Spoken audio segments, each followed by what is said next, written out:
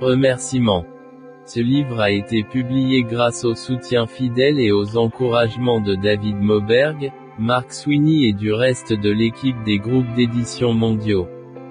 Pendant des années, nous avons joui d'une communion étroite et fidèle, ce qui me rend reconnaissant envers le Seigneur pour le ministère que ces chers amis ont eu dans tant de mes ouvrages publiés. Je suis particulièrement reconnaissant à Mary Hollingsworth et Catherine Murray des groupes mondiaux, qui, dans des délais très serrés, ont travaillé dur pour maintenir ce livre sur la bonne voie dans le processus d'écriture et d'édition. Votre gentillesse, votre patience et votre diligence ont été exemplaires, même dans des circonstances difficiles. Merci également à Gary Knussman qui a fait la relecture à différentes étapes et a offert de nombreuses suggestions précieuses. Mes remerciements particuliers vont à Phil Johnson, qui a travaillé à mes côtés en tant que rédacteur en chef pendant plus de 20 ans. Phil a appliqué ses talents dans le processus de traduction de ce matériel à partir des transcriptions de mes sermons sur Matthieu 10 et Luc 6, transformant les deux séries en une seule, tout en s'assurant que le texte reste clair et engageant. Introduction. Il y a plus de 20 ans, alors que je prêchais l'évangile de Matthieu, j'ai donné une série d'études de caractère sur les 12 apôtres. Les messages ont été extraordinairement bien reçus. Nous avons produit une cassette avec un guide d'études de cette série, intitulé The Master's Men. Au fil des ans, nous avons diffusé plusieurs fois la série complète à la radio dans l'émission Cruise Parati. Chaque fois que nous le diffusons, il génère un flux croissant de réactions positives de la part du public. Après 20 ans, cette cassette est toujours l'une des séries les plus populaires que nous ayons jamais produites. Il y a quelques années, j'ai commencé à enseigner l'évangile de Luc verset par verset dans notre église. Quand je suis arrivé à Luc 6 versets 13 à 16, où Luc enregistre l'appel de Jésus aux 12, j'ai prêché une nouvelle série de messages sur les apôtres. Encore une fois, la réaction a été surprenante et enthousiaste. Alors que je prêchais la série, j'ai réalisé qu'une génération entière était née et avait atteint la majorité depuis que nous avions étudié la vie des disciples pour la dernière fois. Cette génération s'est identifiée à ces hommes de la même manière que leur père l'avait fait plus de 2 décennies plus tôt. Certaines personnes qui ont pratiquement mémorisé la première série disent qu'elles continuent de trouver des choses étonnamment nouvelles, pertinentes et pratiques dans la vie des disciples. Très rapidement, la nouvelle série est devenue un tel favori que les gens ont commencé à me presser de combiner tout le matériel sur les apôtres dans un seul livre. Je n'ai pas eu besoin de beaucoup d'aide pour le faire. Le livre que vous tenez entre vos mains en est le résultat. J'ai toujours été fasciné par la vie des 12 apôtres. Qui n'est pas? Les types de personnalités de ces hommes nous sont familiers. Ils sont comme nous et comme les autres personnes que nous connaissons. Ils sont abordables. Ce sont des personnages réels et vivants auxquels on peut s'identifier. Leurs défauts et leurs faiblesses, ainsi que leurs triomphes et leurs caractéristiques charmantes, sont enregistrés dans certaines des histoires les plus fascinantes de la Bible. Ce sont des hommes que nous voulons vraiment rencontrer. Et c'est parce que, à tout point de vue, c'étaient des hommes ordinaires. Aucun n'était reconnu pour son érudition ou pour sa grande connaissance. Il n'était ni orateur ni théologien. En fait, il vivait en dehors de ce qui était le système religieux de l'époque de Jésus. Ils ne se distinguaient pas par leurs talents naturels ou leurs capacités intellectuelles. Au contraire, ils étaient tous enclins à se tromper, à échouer, à avoir de mauvaises attitudes, à manquer de foi et à subir des échecs cuisants, et le meilleur exemple en était le chef du groupe, Pedro. Même Jésus a exprimé qu'ils étaient lents à apprendre et quelque peu spirituellement maladroits, Luc 24 verset 25. Ils représentaient tout l'éventail politique. L'un était un ancien zélote, c'est-à-dire un homme radical, déterminé à vaincre le gouvernement romain par la violence. Un autre avait été percepteur d'impôts, pratiquement un traître à la nation juive, en querelle avec Rome. Au moins 4, et peut-être 7, étaient des pêcheurs et des amis proches de la ville de Capharnaüm, et il est probable qu'ils se connaissaient depuis qu'ils étaient enfants. Les autres étaient peut-être des marchands ou des artisans, car on ne nous dit rien de ce qu'ils ont fait avant de devenir disciples de Jésus. La plupart étaient originaires de Galilée, une région dédiée à l'agriculture à l'intersection des routes commerciales. Et la Galilée est restée la base des opérations pour la majeure partie du ministère de Jésus et non, comme certains pourraient le supposer, Jérusalem en Judée, qui était la capitale politique et religieuse d'Israël. Mais avec tous leurs défauts et faiblesses de caractère, en tant qu'hommes ordinaires qu'ils étaient, après l'ascension de Jésus, ces hommes ont laissé un impact indélébile sur le monde. Son ministère continue de nous influencer à ce jour. Dieu, par sa grâce, les a permis et les a utilisés pour inaugurer la diffusion du message de l'Évangile et bouleverser le monde. Actes des Apôtres 17 verset 6. Des hommes ordinaires, des gens comme vous et moi, sont devenus des instruments par lesquels le message du Christ a été porté jusqu'aux extrémités de la terre. Pas étonnant qu'ils soient des gens si fascinants. Les 12 ont été personnellement choisis et appelés par Jésus. Ils les connaissaient comme seul leur Créateur pouvait les connaître, comparé Jean 1 verset 47. En d'autres termes, ils connaissaient tous leurs défauts bien avant de les choisir. Ils savaient même que Judas le trahirait, Jean 6 verset 70, et chapitre 13, versets 21 à 27, et pourtant il a choisi le traître et lui a accordé tous les privilèges et bénédictions qu'il accordait aux autres.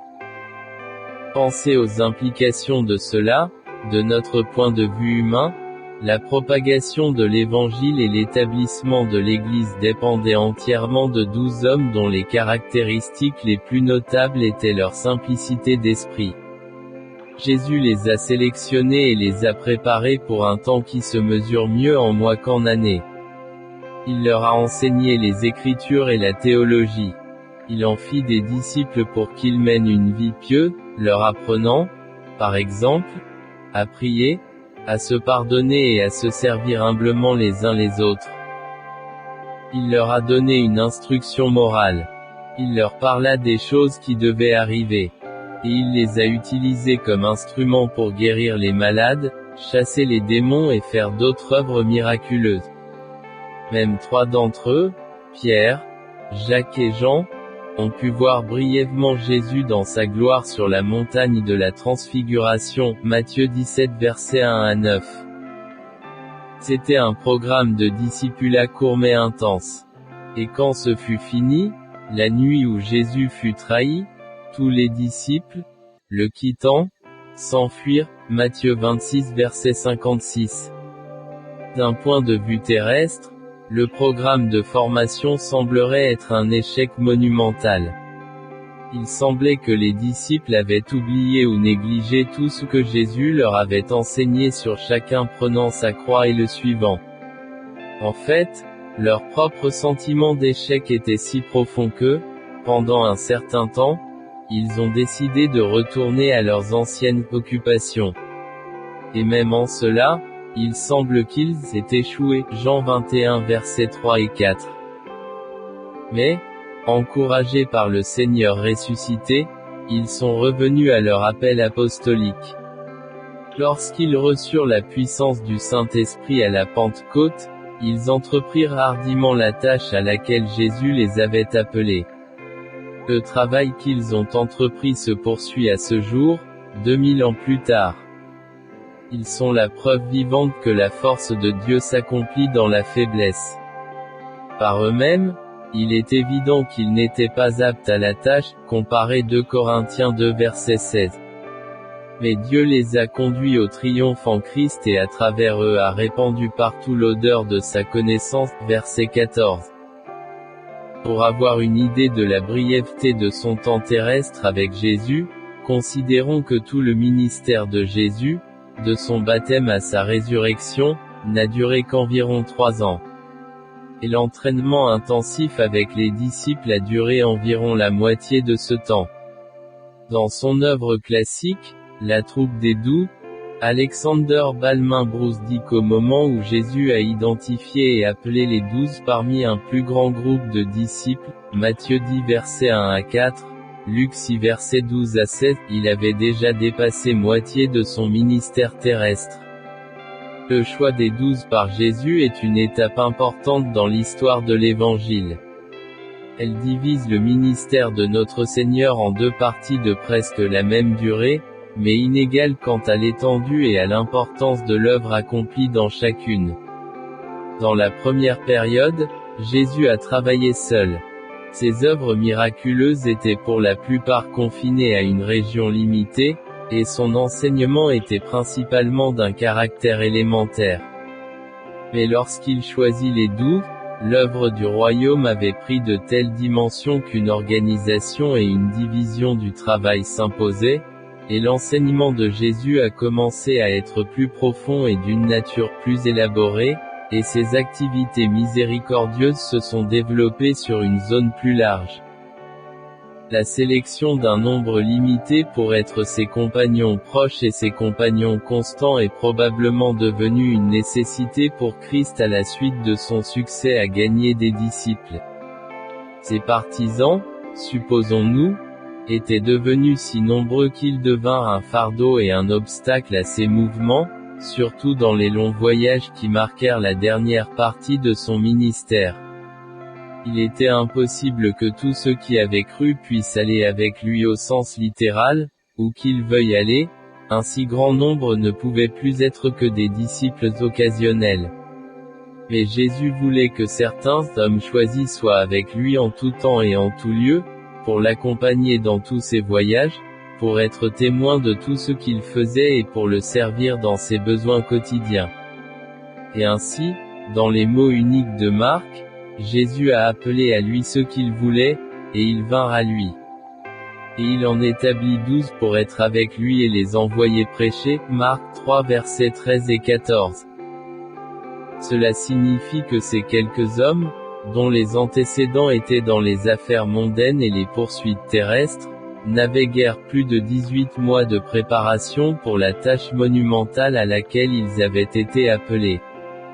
Il n'y avait pas de deuxième violon, pas de substitut, pas de plan au cas où les 12 échoueraient.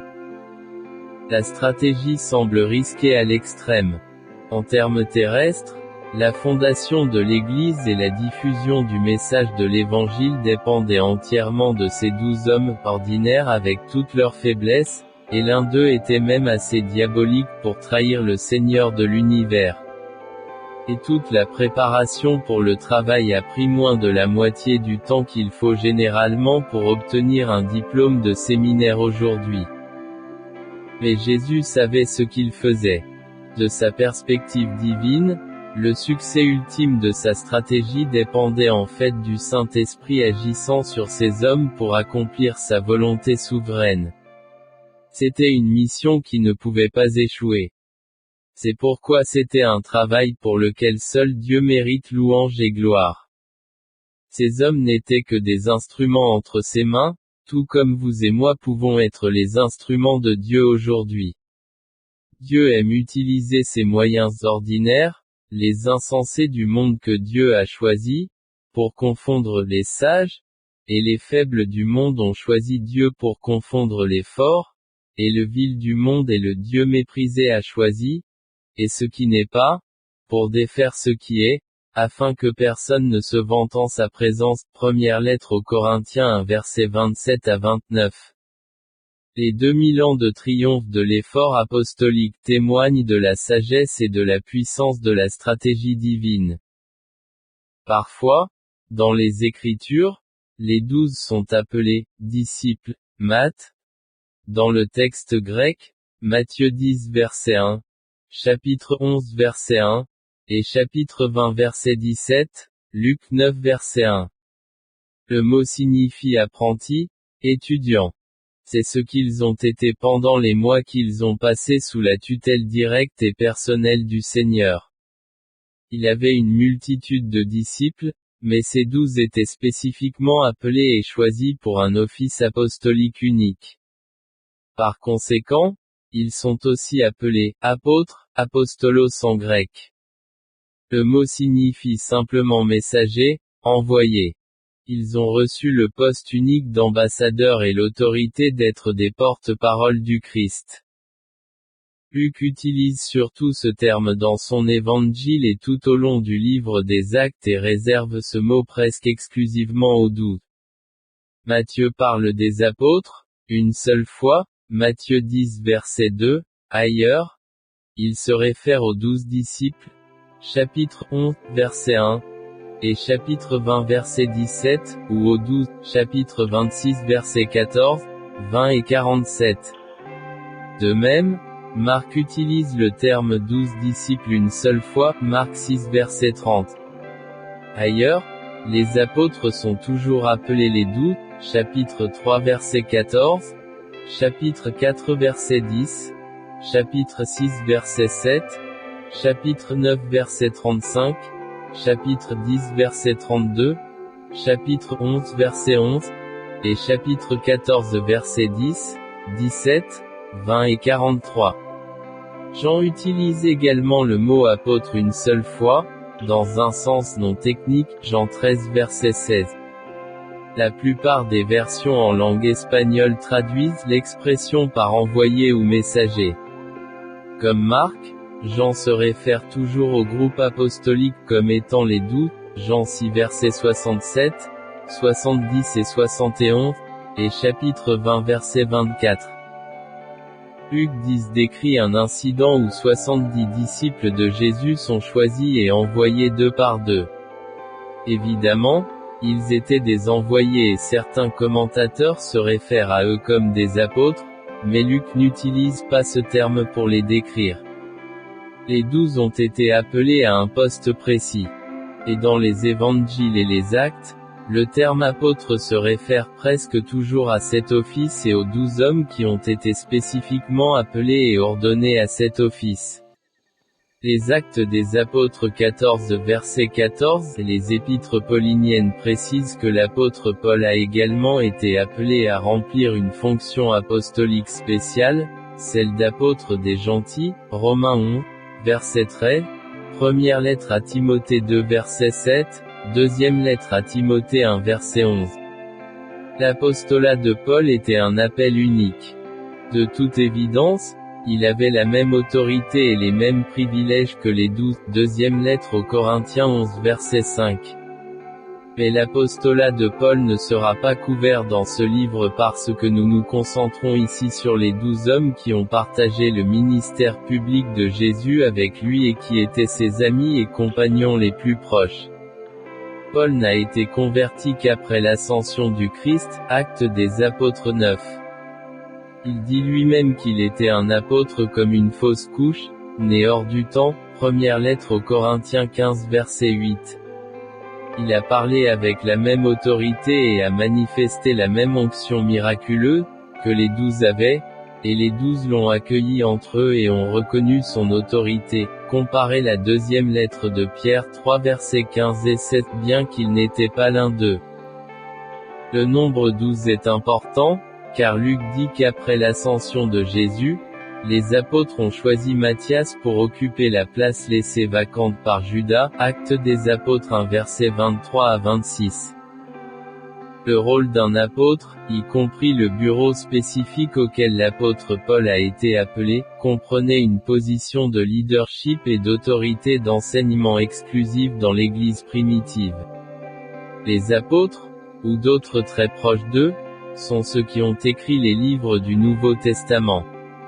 Et avant que le Nouveau Testament ne soit écrit, l'enseignement des apôtres était la norme dans l'Église primitive. En commençant par les premiers convertis à la Pentecôte, Tous les vrais croyants ont reconnu le leadership des apôtres, Actes des Apôtres 2 verset 37. Et au fur et à mesure que l'Église grandissait, sa fidélité à la vérité était décrite en ces termes.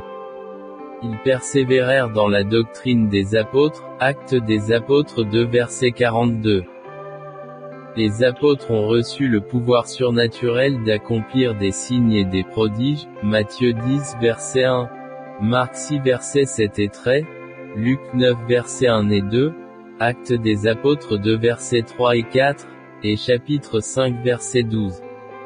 Ces signes y témoignaient de la véracité de l'Évangile, que les apôtres avaient reçu du Christ et présenté au monde en son nom, deuxième lettre aux Corinthiens 12 verset 12, Actes des Apôtres 2 verset 3 et 4.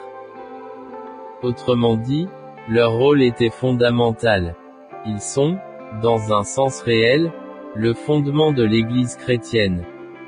Être la principale pierre angulaire de Jésus-Christ lui-même, Éphésiens 2 verset 20. Ces études sur la vie des apôtres ont été pour moi un plaisir particulier et l'un des efforts les plus fructueux de ma vie. Ma plus grande joie est de prêcher le Christ. 11 de ces hommes avaient aussi cette passion, y consacraient leur vie et triomphaient même contre une opposition écrasante. Malgré leurs défauts, ils sont pour nous de dignes héros et des modèles. Étudier leur vie, c'est connaître les hommes qui ont été les plus proches de Jésus dans sa vie terrestre. C'est une bénédiction de réaliser qu'ils étaient des gens ordinaires comme vous et moi. Que l'Esprit du Christ, qui les a enseignés et les a transformés en vases précieux à l'usage de l'enseignant, fasse de même avec nous. Et que nous pouvons apprendre de leur exemple ce que cela signifie vraiment d'être des disciples.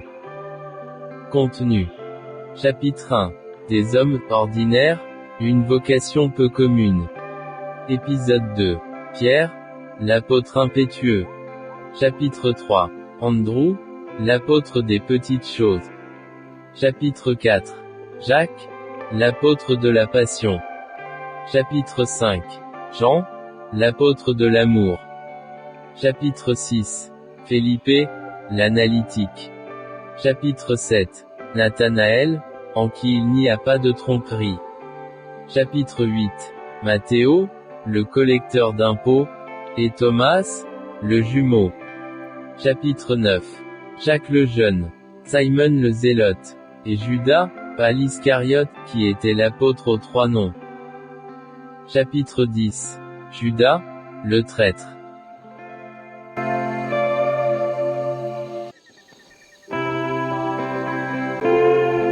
Chapitre 1. Homme ordinaire.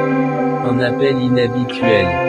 Regardez bien, frères, votre vocation, que vous n'êtes pas beaucoup de sages selon la chair, ni beaucoup de puissants, ni beaucoup de nobles, mais les fous du monde ont choisi Dieu pour confondre les sages, et les faibles du monde ont choisi Dieu pour confondre les forts, et le vil du monde et le méprisé Dieu a choisi, et ce qui n'est pas, pour défaire ce qui est, afin que personne ne puisse se glorifier en sa présence. Première lettre aux Corinthiens 1 verset 26 à 29. Dès le début de son ministère public dans sa ville natale de Nazareth, Jésus a été extrêmement controversé. Des gens de sa propre communauté ont littéralement tenté de le tuer immédiatement après qu'il ait prononcé son premier discours public à la synagogue locale. En entendant ces choses, tout le monde dans la synagogue fut rempli de colère, et se levant, ils le jetèrent hors de la ville, et l'emmenèrent au sommet de la montagne sur laquelle leur ville était bâtie, pour la jeter du haut de la falaise. Mais il passa au milieu d'eux et s'en alla, Luc 4 versets 28 à 30. Ironiquement, Jésus est devenu extrêmement populaire auprès des gens qui vivaient dans la grande région de Galilée. Alors que la nouvelle de ces miracles commençait à circuler dans toute la région, de grandes foules venaient le voir et l'entendre parler. Luc 5 verset 1 dit que les foules se pressaient autour de lui pour entendre la parole de Dieu. Un jour, Les gens étaient si nombreux et le pressaient si fort qu'il dut monter dans une barque et s'éloigner suffisamment du rivage pour continuer à leur parler de là. Ce n'est pas un hasard si le bateau que Jésus a choisi appartenait à Simon. Jésus devait lui donner un nouveau nom, Pierre, et Pierre devait devenir la personne dominante dans le cercle restreint des disciples. Certains pourraient penser que si Jésus avait voulu que son message ait un maximum d'impact, il aurait dû exploiter plus efficacement sa popularité. La sagesse conventionnelle moderne pourrait suggérer que Jésus aurait dû faire tout ce qu'il pouvait pour exploiter sa renommée, désamorcer les controverses suscitées par son enseignement et employer toutes les stratégies qu'il aurait pu utiliser pour grossir les foules autour de lui. Mais Jésus n'a pas fait cela, au contraire, il a fait tout le contraire. Plutôt que d'emprunter la voie populiste et d'exploiter sa notoriété, il a mis l'accent sur les éléments qui ont rendu son message si controversé. Au moment où les foules atteignirent leur apogée, il prêchait un message qui provoquait une opposition si ouverte et était si offensant dans son contenu que les foules s'éloignèrent, ne laissant que quelques fidèles. Jean 6 versets 66 et 67. Parmi ceux qui restèrent avec lui se trouvaient les 12 qu'il avait personnellement choisis et nommés pour le représenter. C'étaient 12 hommes ordinaires, rien d'exceptionnel. Mais la stratégie du Christ pour faire avancer son royaume tournait autour de ces 12 hommes plutôt que des foules en liesse. Il a décidé de travailler grâce à la disponibilité de ces quelques individus imparfaits plutôt que de mener à bien son programme par la force des foules, la puissance militaire, sa popularité personnelle ou une campagne de relations publiques. D'un point de vue humain, l'avenir de l'Église et le succès à long terme de l'Évangile dépendaient entièrement de la fidélité de cette poignée de disciples. S'il échouait, il n'y avait pas de second plan, c'est-à-dire de plan alternatif. La stratégie que Jésus a choisie a caractérisé le caractère de son royaume. Le royaume de Dieu ne viendra pas avec avertissement, et ils ne diront pas « Voici, ici » ou « Voici, là-bas », car voici, le royaume de Dieu est en vous. Luc 17 versets 20 et 21. L'avancement du royaume ne se fait ni par une armée, ni par la force, mais par mon esprit, dit l'Éternel des armées. Zacharie 4 verset 6. Une douzaine d'hommes sous la puissance du Saint-Esprit sont une force plus puissante que des foules dont l'enthousiasme initial pour Jésus avait apparemment été suscité par un peu plus qu'une simple curiosité. Le Christ a personnellement choisi les 12 et y a investi la plus grande partie de son énergie. Il les a choisis avant qu'ils ne le choisissent. Jean 15 verset 16.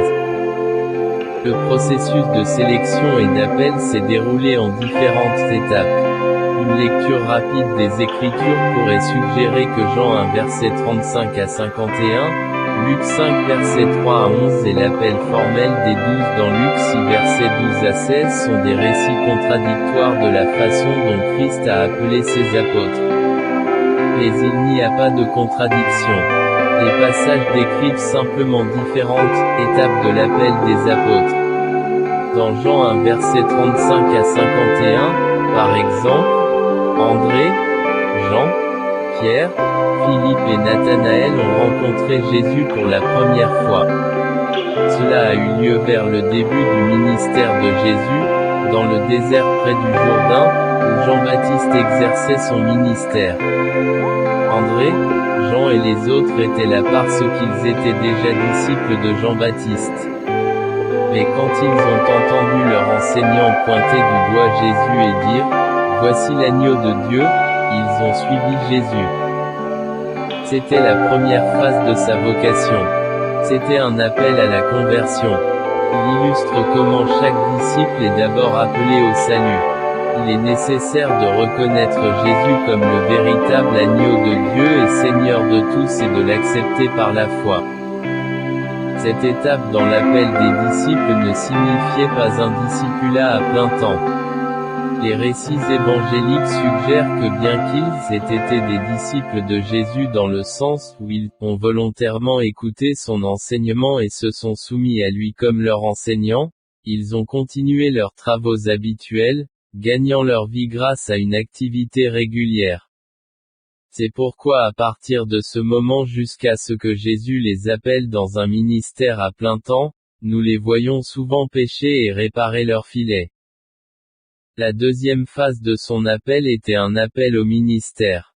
Luc 5 décrit l'événement en détail. Ce fut l'occasion où Jésus s'éloigna du bord de la mer pour échapper à la pression des foules et enseigna depuis la barque de Pierre. Après avoir fini d'enseigner, il a dit à Pierre de sortir dans l'abîme et de jeter les filets. Pedro l'a fait même si ce n'était pas le meilleur moment de la journée pour pêcher, la pêche était plus productive la nuit lorsque l'eau était plus froide et que les poissons montaient à la surface pour manger, ni l'endroit le plus approprié, généralement. Les poissons se nourrissaient dans des eaux peu profondes où il était facile de pêcher, et Pedro était épuisé, ayant pêché toute la nuit sans résultat. Il a dit à Jésus, « Maître, nous avons travaillé toute la nuit, et nous n'avons rien pris, mais sur ta parole je jetterai le filet. » Luc 5 verset 5. Le résultat fut une telle prise que leurs filets se brisèrent et 2 de leurs bateaux faillirent couler. Versets 6 à 7.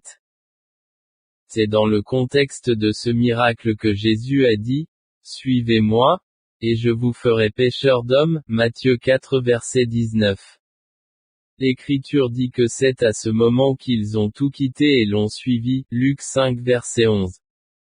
Selon Matthieu, André et Pierre quittant immédiatement les filets, le suivirent. Matthieu 4 verset 20. Et Jacques et Jean quittèrent aussitôt la barque et leur père le suivirent. Verset 22. À partir de ce moment-là, ils étaient inséparables du Seigneur.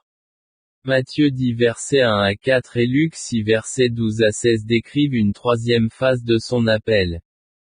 C'était son appel à l'apostolat. C'est à ce moment que Jésus a sélectionné et nommé 12 hommes particuliers et en a fait ses apôtres. C'est ainsi que Lucas raconte l'événement. En ces jours-là, il se rendit à la montagne pour prier et il passa la nuit à prier Dieu.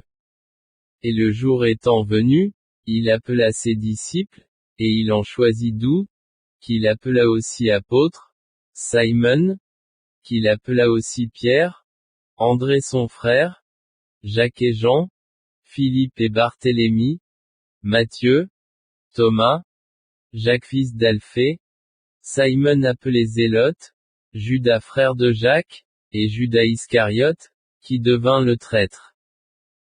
Son apostolat a commencé par une sorte d'internat. Christ leur a ordonné de partir. Marc 6 verset 7 dit qu'ils sont allés 2 par 2. À ce stade, ils n'étaient pas encore prêts à sortir seuls, alors Christ les a arrangés par paire afin qu'ils puissent s'offrir un soutien mutuel. Pendant cette phase de leur formation, le Seigneur lui-même est resté proche d'eux. C'était comme la mère aigle, observant les aiglons quand ils commencent à voler. Il communiquait toujours avec Jésus, rapportant comment les choses allaient. Comparez Luc 9 verset 10, chapitre 10 verset 17. Et après quelques étapes de travail d'évangélisation, ils sont retournés au Seigneur et sont restés avec lui pendant une plus longue période d'enseignement, de ministère, de communion fraternelle ou de repos. Marc 6 versets 30 à 34. Il y a eu une quatrième phase dans son appel, qui a eu lieu après la résurrection de Jésus. Judas n'était plus avec le groupe. Il s'était pendu après avoir trahi le Christ. Dans son corps ressuscité, Jésus est apparu aux 11 et les a envoyés dans le monde entier, leur disant de parcourir les nations en faisant des disciples. C'était en réalité un appel aux martyrs. À la fin, chacun d'eux a donné sa vie pour l'Évangile. L'histoire rapporte que tous sauf un ont été tués pour leur témoignage. Seul Jean aurait atteint la vieillesse, bien qu'il ait été durement persécuté pour le nom du Christ, s'exilant sur la petite île de Patmos. Malgré les obstacles auxquels ils ont dû faire face, ils ont réussi. Au milieu de grandes persécutions et même du martyre, ils ont rempli leur tâche. Contre toute attente, ils sont entrés victorieux dans la gloire. Et le témoignage continu de l'Évangile, s'étendant sur plus de 2000 ans et atteignant pratiquement tous les coins de la terre, est un témoignage de la sagesse de la stratégie de Dieu. Pas étonnant que nous soyons fascinés par la vie de ces hommes. Commençons notre étude des 12 en examinant attentivement la phase 3 de leur appel, leur sélection et leur nomination à l'apostolat. Notons les détails tels qu'ils sont donnés par Luc. Le temps. Premièrement, le moment de cet appel est important. Luc fait ce point avec la première phrase de Luc 6 verset 12, à cette époque. La nouvelle version internationale le dit ainsi, à l'époque. Lucas ne parle pas de l'heure sur une horloge ou de jours spécifiques d'un mois spécifique. Car ce temps-là, et en ces jours-là, fait référence à une période de temps, une saison, une phase spécifique dans le ministère de Jésus. C'était une parenthèse dans son ministère, où l'opposition faisait rage. À cette époque, cela nous ramène immédiatement à l'histoire précédente. Cette section de l'évangile de Luc rapporte la violente opposition que Jésus avait commencé à recevoir de la part des scribes et des pharisiens.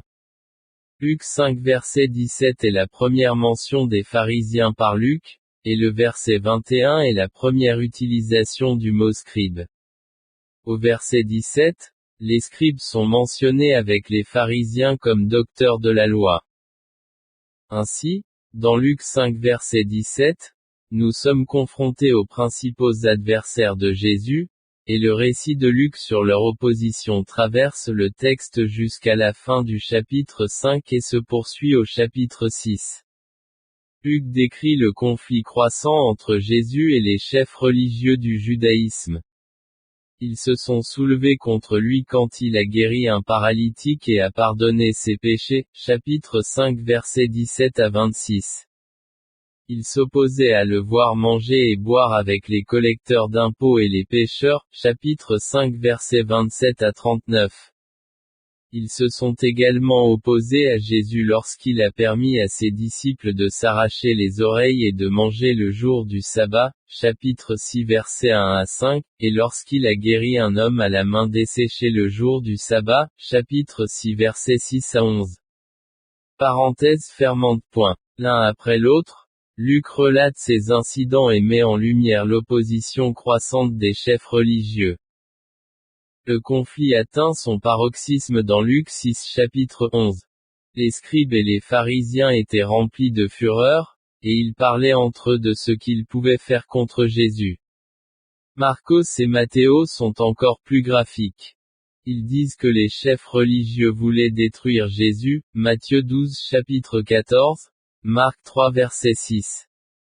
Marc dit que les chefs religieux ont réussi à impliquer les partisans d'Hérode dans le complot. Les partisans d'Hérode étaient une faction politique qui soutenait la dynastie hérodienne. Ils n'étaient généralement pas des alliés des pharisiens, mais les deux groupes se sont regroupés contre Jésus et ont commencé à comploter pour le mettre à mort. C'est à ce point précis que Luc insère son récit de la façon dont Jésus a choisi les 12 et les a nommés apôtres. C'était à cette époque où l'hostilité contre Jésus avait atteint le point de procurer son assassinat. La haine de Jésus parmi l'élite religieuse avait atteint son paroxysme. Jésus pouvait sentir la pression de la proximité de sa mort. La crucifixion a eu lieu moins de 2 ans après cette date. Il savait qu'il aurait à subir la mort sur la croix, qu'il ressusciterait des morts et qu'après 40 jours il monterait là où est son Père. Par conséquent, il savait aussi que son travail terrestre serait transmis à d'autres. Le moment était venu de sélectionner et de préparer leurs représentants officiels. Jésus, conscient de la haine que lui portaient les chefs religieux, pleinement conscient de l'hostilité qui s'était élevée contre lui, voyant l'inévitabilité de son exécution, choisit 12 hommes clés pour mener à bien la proclamation de son évangile pour le salut d'Israël et l'établissement de son Église. L'heure avait sonné. Il ne restait pas beaucoup de jours, seulement environ 18 mois, selon la plupart des estimations, avant que son ministère terrestre ne prenne fin. Il était maintenant temps de choisir ses apôtres. La préparation la plus intense devait commencer immédiatement et s'achever en quelques mois. Le centre d'intérêt du ministère de Christ s'est alors déplacé des multitudes vers ces quelques-uns. Sans aucun doute, c'est la réalité évidente de sa mort aux mains de ses adversaires qui a marqué le tournant. Il y a une autre dure réalité à tout cela. Lorsque Jésus a choisi les 12 pour en faire ses représentants officiels, c'est-à-dire des prédicateurs de l'Évangile qui proclameraient son message et son autorité, il n'a pas choisi un seul rabbin, ni un scribe, ni un pharisien, ni un sadducéen. Il n'a pas choisi de prêtre. Aucun des hommes qu'elle a choisis ne venait de l'establishment religieux. Le choix des 12 apôtres était un jugement contre le judaïsme institutionnalisé. C'était un rejet de ces hommes et de leurs organisations devenues totalement corrompues. C'est pourquoi Jésus n'a pas choisi un seul chef religieux. Au lieu de cela, il a choisi des hommes qui n'avaient aucune formation théologique, pêcheurs, collecteurs d'impôts et autres hommes ordinaires. Jésus avait longtemps été en désaccord avec ceux qui se considéraient comme la noblesse religieuse d'Israël. Ils se sont sentis lésés. Ils l'ont rejeté lui et son message. Ils détestaient ça. L'évangile de Jean le dit ainsi, il est venu chez les siens, et les siens ne l'ont pas reçu. Jean 1 verset 11. Les chefs religieux du judaïsme constituaient le noyau de ceux qui le rejetaient. Environ 1 an et demi auparavant, dans l'un des premiers actes officiels du ministère de Jésus, il avait défié les chefs religieux d'Israël sur leur propre propriété à Jérusalem pendant la Pâque, le seul moment de l'année où la ville tomba, était pleine de pèlerins qui venaient offrir des sacrifices. Jésus se rendit au temple, fabriqua un fouet avec des cordes, expulsa les changeurs du temple, jetant leurs pièces par terre, renversant les tables et laissant les animaux en liberté, Jean 2 versets 13 à 16. Avec cela, il a porté un coup dur au judaïsme institutionnalisé. Il a démasqué la noblesse religieuse en les exposant comme des voleurs et des hypocrites. Cela a condamné leur faillite spirituelle. Il a révélé son apostasie. Il a publiquement condamné son péché. Il les accuse de corruption flagrante. Il a dénoncé sa fausseté. C'est ainsi que son ministère a commencé. C'était un véritable assaut contre la religion institutionnalisée des Juifs. Quelques mois plus tard, au plus fort de son ministère en Galilée, loin de Jérusalem, le ressentiment qui devait naître de ce premier événement avait atteint son paroxysme. Les chefs religieux avaient soif de sang. Et ils ont commencé à comploter un piège pour le tuer. Son rejet de lui était complet.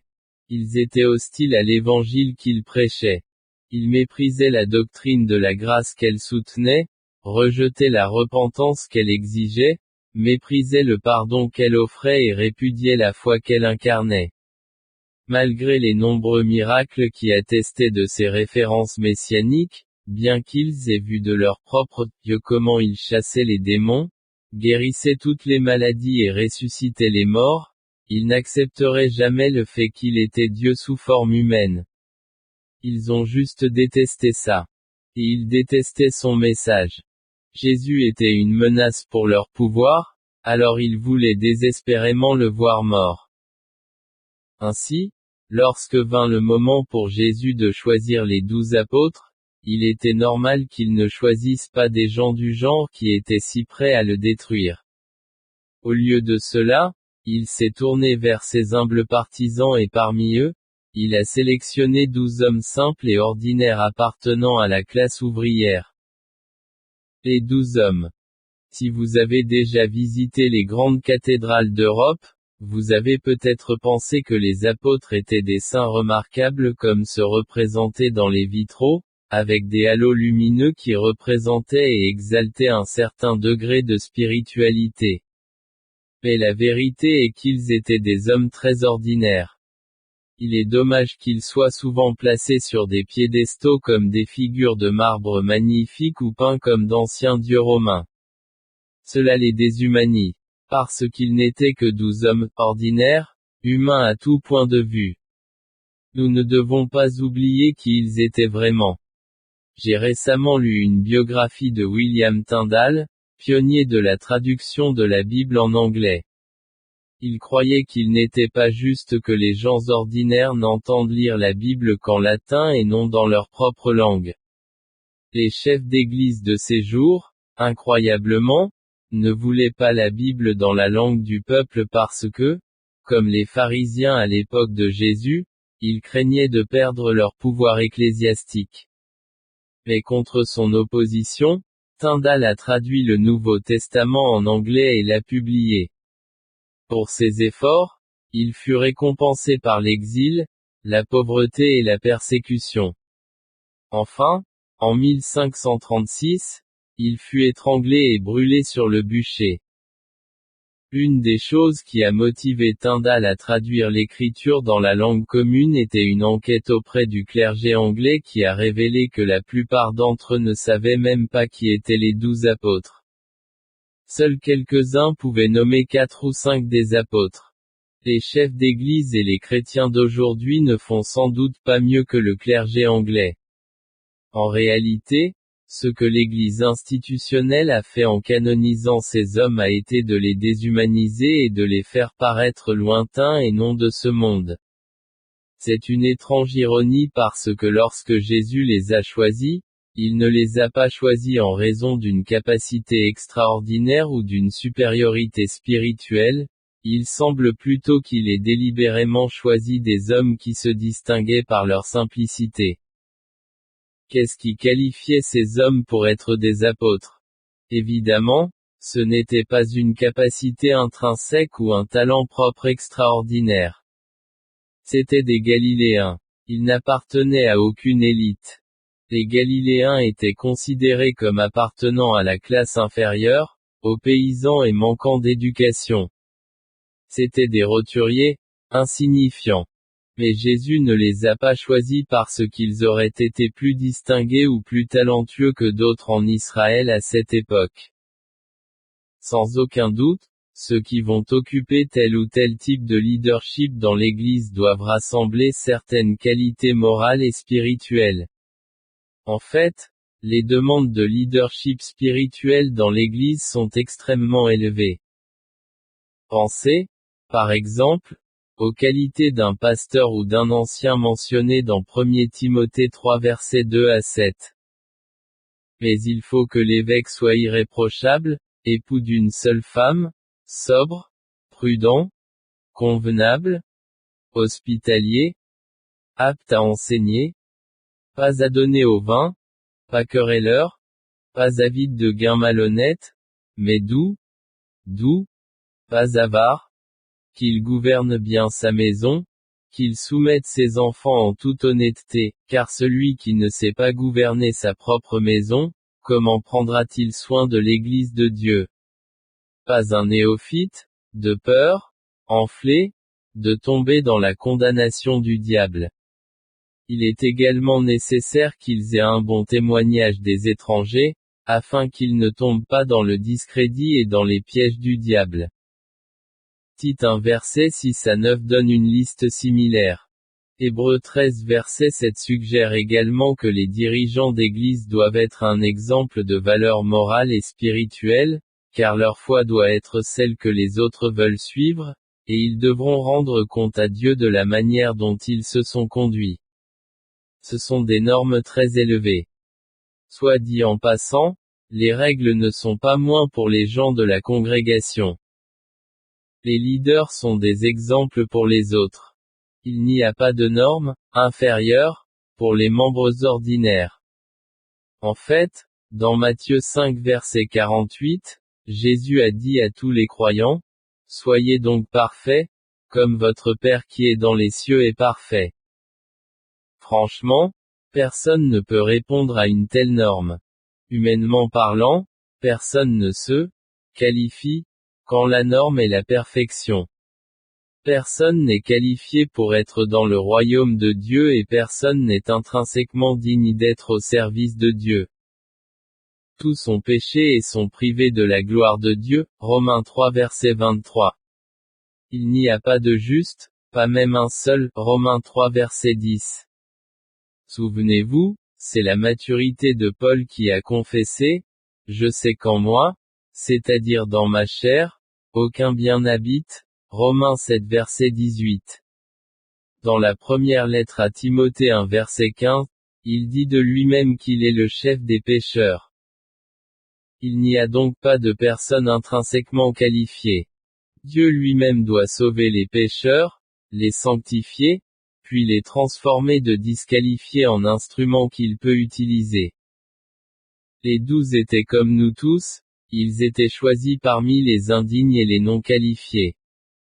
Ils étaient, comme Élie, des hommes sujets à des passions comme les nôtres, Jacques 5 verset 17. Ils n'ont pas atteint les plus hauts niveaux de service parce qu'ils étaient en quelque sorte différents de nous. Leur transformation en vase d'honneur était uniquement l'œuvre du potier. De nombreux chrétiens se découragent et se découragent lorsque leur vie spirituelle et leur témoignage souffrent à cause du péché ou de l'échec. Nous avons tendance à penser que nous ne valons rien, et si nous étions livrés à nous-mêmes, ce serait vrai. Mais les gens sans valeur sont exactement le genre de personnes que Dieu utilise, parce qu'ils sont le seul genre de personnes avec qui il compte travailler. Satan peut être capable d'essayer de nous convaincre que nos déficiences nous rendent inutiles pour Dieu et son Église. Mais le choix de ces apôtres par Jésus témoigne du fait que Dieu peut utiliser les indignes et les non qualifiés. Il ne peut utiliser personne. Ces 12 bouleversèrent le monde entier, Acte 17 verset 6. Ce n'était pas parce qu'ils avaient des talents extraordinaires, des capacités intellectuelles exceptionnelles, de puissantes influences politiques ou un statut social particulier. Ils ont bouleversé le monde parce que Dieu a travaillé en eux pour le faire. Dieu choisit les humbles, les bas, les doux et les faibles, afin qu'il n'y ait pas le moindre doute sur la source du pouvoir lorsque leur vie change le monde. Ce n'est pas l'homme, c'est la vérité de Dieu et la puissance de Dieu dans l'homme. Aujourd'hui, nous devons rappeler cela à certains prédicateurs. Ce n'est pas son intelligence ou sa personnalité. Le pouvoir est dans la parole, la vérité que nous prêchons, et non en nous. Et à part la personne, un être humain extraordinaire qui était Dieu fait chair, le Seigneur Jésus-Christ, l'histoire de l'œuvre de Dieu sur la terre et son histoire d'utilisation de l'indigne et de le façonner pour l'utiliser de la même manière que le potier façonne le indigne bout. Les 12 ne faisaient pas exception. Bien sûr, les apôtres méritent la place unique qu'ils occupent dans l'histoire rédemptrice. Ils sont certainement dignes d'être considérés comme des héros de la foi. Le livre de l'Apocalypse dit que leurs noms orneront les 12 portes de la cité céleste, la nouvelle Jérusalem, afin que le ciel lui-même leur paye un tribut éternel. Mais un tel fait ne diminue pas la vérité qu'ils étaient tout aussi ordinaires que vous et moi. Nous devons nous souvenir d'eux non pas à cause de leur image dans les vitraux, mais à cause de la manière très humaine dont la Bible nous les présente. Nous devons les faire sortir de leurs ténèbres d'un autre monde et les rencontrer comme de vraies personnes. Nous devons les considérer comme des hommes de chair et de sang et non comme des figures exaltées du panthéon du ritualisme religieux. Cependant, il ne faut pas non plus sous-estimer l'importance de sa position. Après leur élection, Les 12 apôtres sont en fait devenus les vrais chefs spirituels d'Israël. L'élite religieuse d'Israël apostat a été symboliquement mise de côté lorsque Jésus l'a choisi. Les apôtres sont devenus les premiers prédicateurs de la nouvelle alliance. Ils furent les premiers à se voir confier l'évangile chrétien. Ils représentaient le véritable Israël de Dieu, un Israël sincèrement repentant et croyant. Ils sont également devenus les pierres angulaires de l'Église, avec Jésus lui-même comme pierre angulaire, Éphésiens 2 verset 20. Ces vérités sont renforcées et non diminuées par le fait que ces hommes étaient si ordinaires. Encore une fois, cela est parfaitement cohérent avec la façon dont le Seigneur travaille toujours. Dans la première lettre aux Corinthiens 1 versets 20 et 21, nous lisons, « Où est le sage? Où est le scribe? Où est le débatteur de cet âge? Dieu n'a-t-il pas rendu folle la sagesse du monde? Car puisque dans la sagesse de Dieu le monde n'a pas connu Dieu par la sagesse, il a plu à Dieu de sauver les croyants par la folie de la prédication. C'est pourquoi il n'y avait pas de philosophes, pas d'écrivains brillants, pas d'apologistes célèbres, pas de professeurs éminents, pas d'hommes qui se soient distingués comme de grands orateurs parmi lesquels le Christ a choisi. Ils sont devenus de grands leaders spirituels et de grands prédicateurs sous la puissance du Saint-Esprit, mais ce n'était pas à cause des capacités oratoires innées, des capacités de leadership ou des qualifications académiques que ces hommes auraient eues. Leur influence est due à une seule chose, la puissance du message qu'ils ont prêché. Sur le plan humain, l'Évangile était considéré comme un message insensé et les apôtres étaient considérés comme des prédicateurs naïfs. L'élite considérait son enseignement comme de mauvaise qualité.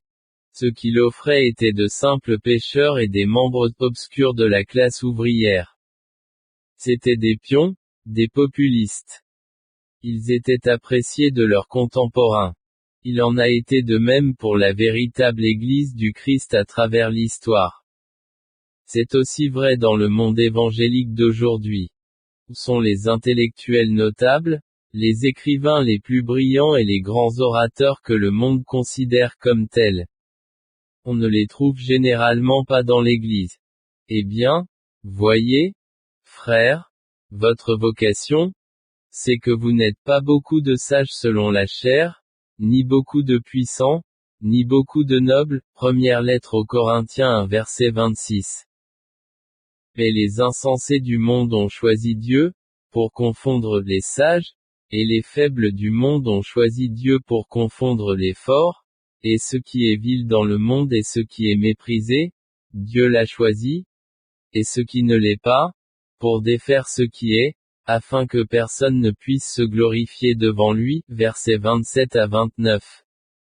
Les instruments préférés de Dieu ne sont personne afin qu'aucun homme ne puisse se vanter en sa présence.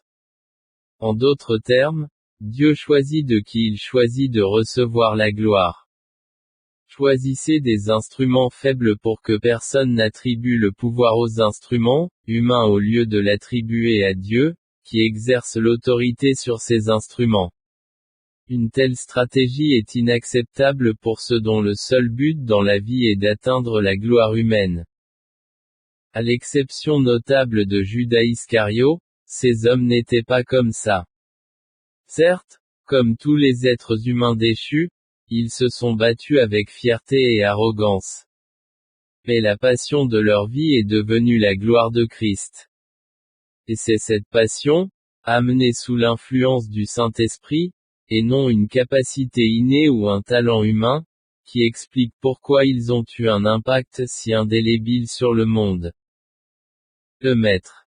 Gardez à l'esprit, alors, que la sélection des 12 a eu lieu au moment où Jésus a été confronté à la réalité de sa mort imminente. Il avait connu une hostilité croissante de la part des chefs religieux. Il savait que sa mission terrestre culminerait bientôt dans sa mort, sa résurrection et son ascension. Ainsi, à partir de ce moment, le caractère de son ministère a changé. Sa priorité numéro 1 était de préparer les hommes qui seraient les principaux porte-parole de l'Évangile après son départ. Comment les a-t-il choisis? Premièrement, il chercha à communiquer avec son Père. En ces jours-là, il alla à la montagne pour prier, et il passa la nuit à prier Dieu. Luc 6 chapitre 12. Dans les 5 premiers chapitres de son évangile, Luc a déjà précisé que la prière était une norme dans la vie de Jésus. Luc 5 verset 16 dit, « Mais il se retira dans des lieux déserts et pria. » C'était une habitude en lui de rechercher la solitude pour parler avec son Père. Lorsqu'il se trouvait dans les villes et villages de Galilée, il ressentait toujours la pression des foules qui le suivaient. Les régions désertiques et montagneuses lui ont offert le bon environnement solitaire dans lequel prier. Nous ne savons pas ce qu'était cette monture. Si cela avait de l'importance, les Écritures nous l'auraient dit. Au nord de la Galilée, il y a un grand nombre de collines et de montagnes. Ce mont était probablement proche de Capharnaüm, dans un rayon d'une courte promenade. Capharnaüm était une sorte de base pour le ministère de Jésus. Il y est allé et a passé toute la nuit à prier. Nous voyons souvent Jésus prier avant que des événements importants ne se produisent dans son ministère. Rappelez-vous que c'est ce qu'il a fait la nuit où il a été trahi, il a prié dans le jardin où il avait trouvé la solitude, loin de l'atmosphère trépidante de Jérusalem. Judas savait qu'il pouvait le trouver là, car selon Luc 22 verset 39, Jésus avait l'habitude d'y aller pour prier. Ici, nous voyons Jésus dans toute son humanité. J'étais au milieu d'une situation extrêmement changeante. L'hostilité qui se tramait contre lui anticipait sa mort. Il lui restait très peu de temps pour préparer les hommes qui seraient chargés de répandre l'Évangile dans le monde après son départ. Et la froide réalité des faits l'a emmené au sommet de la montagne pour pouvoir prier Dieu en toute solitude. Il n'avait pas recherché la gloire mais avait pris la forme d'un serviteur, venu sur terre en tant qu'homme. Le moment où il lui faudrait s'humilier jusqu'à la mort, et mourir sur une croix, approchait. Il s'est donc rendu à Dieu comme le ferait un homme, cherchant le visage de Dieu dans la prière et communiquant avec le Père au sujet des hommes qu'il avait choisis pour cette fonction vitale. Remarquez qu'il a passé toute la nuit à prier. S'il est allé dans les montagnes avant la tombée de la nuit, il est probable qu'il soit allé à 7 ou 8 heures de l'après-midi. S'il était descendu de la montagne après l'aube, il aurait pu être 6 heures du matin. En d'autres termes, il priait pendant au moins 10 heures d'affilée. Pour dire qu'il a passé toute la nuit à prier, il faut plusieurs mots en espagnol. En grec, cependant, un seul est requis. Dianictereuo. Le mot est important. Parler de s'en tenir à une tâche toute la nuit. Pour désigner le fait qu'il a passé la nuit à dormir, ce mot n'aurait pas été utilisé. Ce n'est pas une expression qui sert à dire qu'il a fait noir toute la nuit. Il a le sentiment de travailler toute la nuit, de suivre quelque chose toute la nuit. Cela suggère que Jésus est resté éveillé dans l'obscurité jusqu'au matin, et qu'il a persévéré tout le temps dans la prière avec un immense poids de devoir, d'engagement, sur lui. Une autre note intéressante provient du grec bien que nous ne la voyons pas en espagnol. Nos versions disent qu'il a passé la nuit à prier Dieu. L'expression en grec signifie en fait qu'il a passé toute la nuit dans la prière de Dieu. Chaque fois qu'il priait littéralement la prière de Dieu. Il était engagé dans une communion intratrinitaire. La prière offerte était précisément la prière de Dieu. Les membres de la Trinité communiquaient entre eux. Ces prières étaient toutes parfaitement conformes à la pensée et à la volonté de Dieu, car lui-même est Dieu. Et en cela nous voyons l'incroyable mystère de son humanité et de sa divinité agissant en même temps. Dans sa condition humaine, Jésus avait besoin de prier toute la nuit, et dans sa divinité, il a prié la vraie prière de Dieu. Comprenez ceci, la décision que Jésus devait prendre très prochainement était d'une telle importance qu'elle nécessitait 10 à 12 heures de prière préparatoire. Que demandait-il dans sa prière? Clarté quant à qui choisir. Je ne le crois pas. En tant que Dieu omniscient incarné, la volonté divine n'était pas un mystère pour lui. Sans doute priait-il pour les hommes qu'il allait bientôt choisir, communiquant avec le Père la sagesse absolue de son choix et agissant comme médiateur en leur faveur. Lorsque la nuit de prière fut terminée, il retourna à l'endroit où se trouvaient les disciples et les rassembla. Et le jour étant venu, il appela ses disciples, Luc 6 verset 13. Il ne s'est pas contenté d'appeler les 12. Dans ce contexte, le mot disciple fait référence à ses disciples au sens large. Le mot lui-même signifie étudiant, apprenti. Il devait y avoir de nombreux disciples et parmi eux, il devait en choisir 12 pour remplir la fonction d'apôtre. À l'époque de Jésus, il était courant dans la culture grecque et juive qu'un éminent rabbin ou philosophe attire des étudiants. Son lieu d'enseignement n'était pas nécessairement une salle de classe ou un auditorium. La plupart étaient des instructeurs itinérants dont les élèves les suivaient simplement dans le cours normal de la vie quotidienne. C'est le genre de ministère que Jésus avait avec ses disciples. Il était professeur itinérant. Il allait simplement d'un endroit à l'autre et pendant qu'il enseignait, il attirait des gens qui suivaient ses mouvements et écoutaient son enseignement. Le verset 1 nous en donne une image. Il arriva un jour de sabbat, alors que Jésus traversait les champs, que ses disciples arrachaient des épis de maïs et mangeaient en les frottant avec leurs mains. Ils marchaient avec lui, le suivant d'un endroit à l'autre pendant qu'il enseignait, glanant du grain à manger au fur et à mesure. Nous ne savons pas combien de disciples Jésus avait. À une occasion, il en envoya 70 par paire pour évangéliser les communautés qu'il visiterait plus tard, Luc 10 verset 1. Mais le nombre total de ses partisans était sans aucun doute bien supérieur à 70. L'Écriture dit que des foules le suivaient. Et pourquoi pas? Son enseignement ne ressemblait à aucun autre dans sa clarté, et son autorité était évidente. Il avait la capacité de guérir les maladies, de chasser les démons et de ressusciter les morts. Il était plein de grâce et de vérité. Il n'est pas surprenant qu'il ait attiré tant de disciples à lui. Ce qui est surprenant, c'est que quelqu'un l'a rejeté. Mais ils l'ont rejeté, parce que son message était plus qu'ils ne pouvaient supporter. Dans Jean 6, nous voyons quelque chose de cette dynamique. Au début du chapitre, il nourrit plus de 5000 personnes qui étaient venues le voir. Jean 6 verset 10 dit que les hommes seuls étaient 5000. Si les femmes et les enfants avaient été comptés, la foule aurait facilement pu être le double de ce nombre ou même plus. C'était une merveilleuse journée. Beaucoup de ces personnes le suivaient déjà en tant que disciples, tandis que beaucoup d'autres s'apprêtaient sans doute à l'être. Jean écrit, ces hommes donc, voyant le signe que Jésus avait fait, dirent, celui-ci est vraiment le prophète qui devait venir dans le monde, verset 14.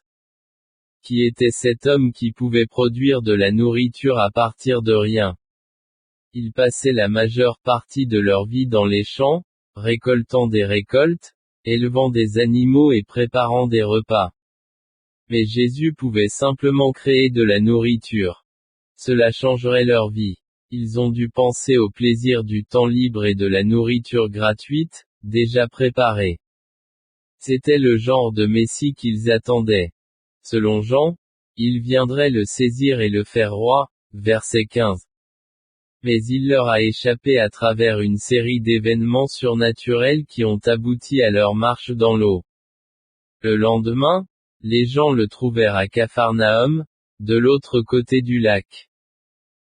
Des foules d'entre eux l'avaient cherché, espérant évidemment qu'il leur donnerait plus à manger. Mais il les a grondés de l'avoir suivi pour de mauvaises raisons. Ils me cherchent, non parce qu'ils ont vu les miracles, mais parce qu'ils ont mangé le pain et ont été rassasiés. Verset 26.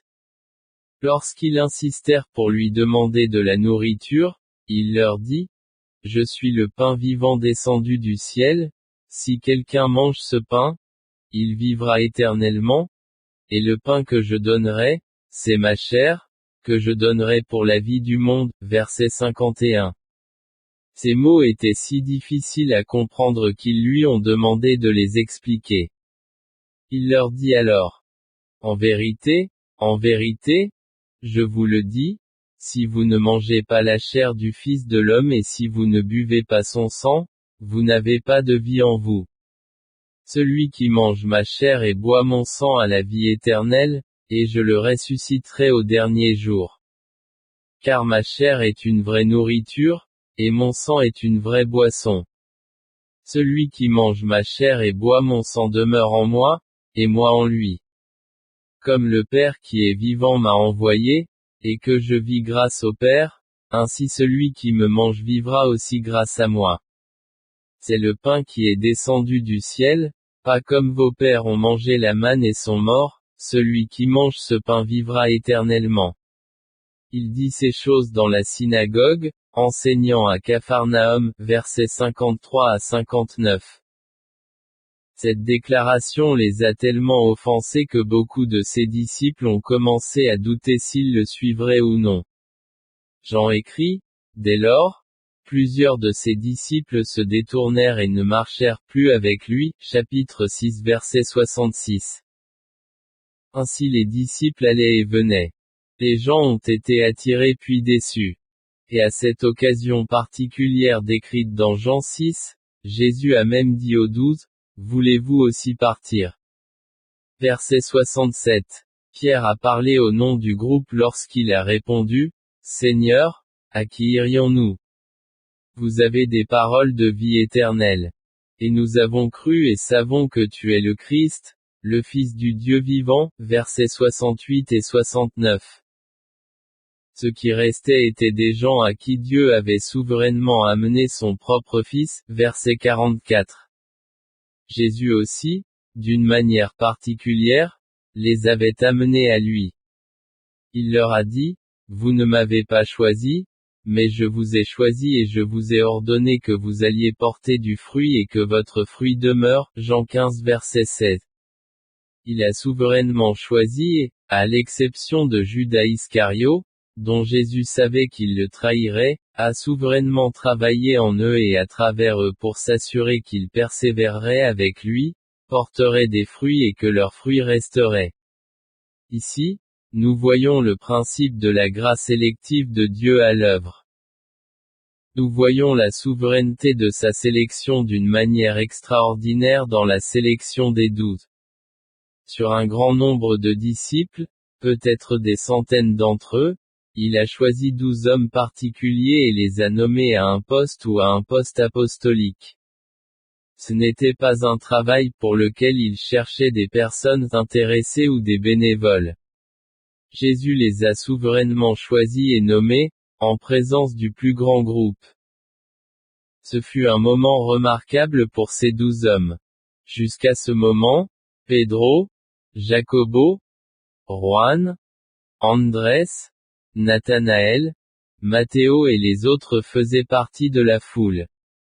Ils étaient des apprentis comme les autres dans le groupe.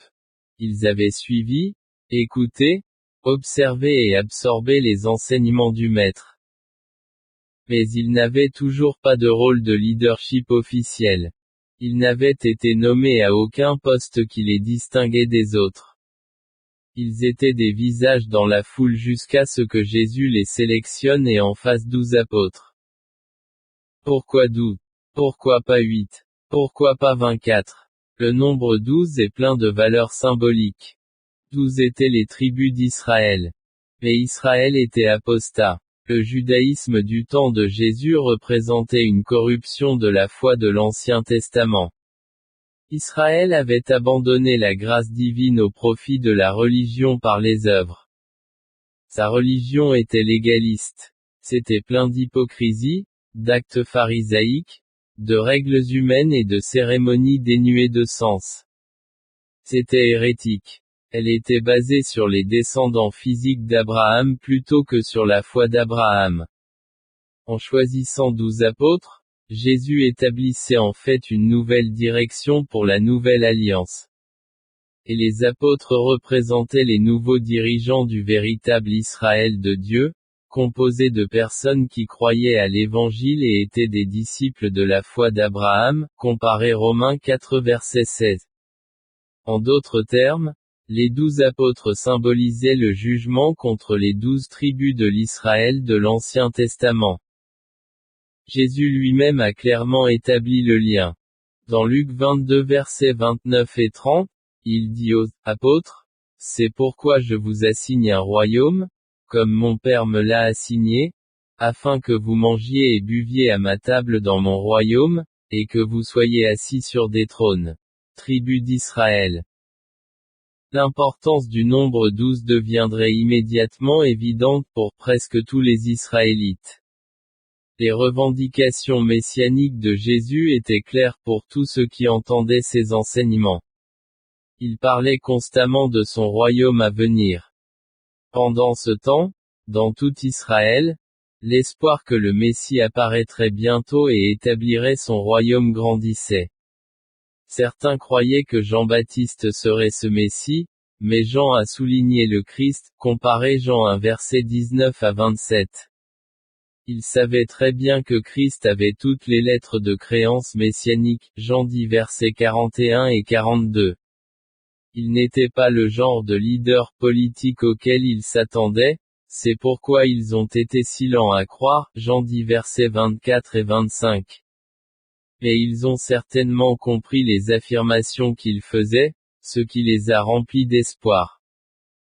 Ainsi, lorsqu'il a nommé publiquement les 12 pour être ses apôtres, la signification de ce nombre était claire et nette.